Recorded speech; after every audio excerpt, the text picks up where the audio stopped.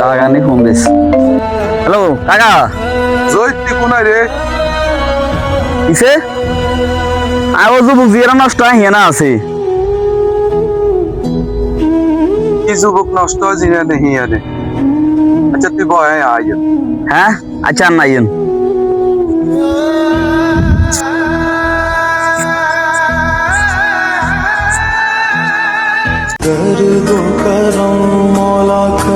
কি রে তুই ইয়ে নেই বেটা?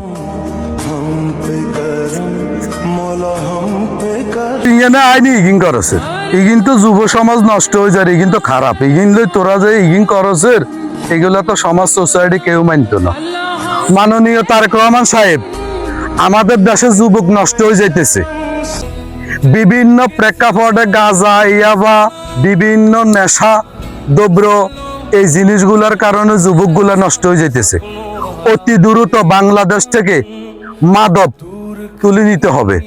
আমরা আপনার কাছে আকুল আবেদন, আমাদের যুবক বাঁচান।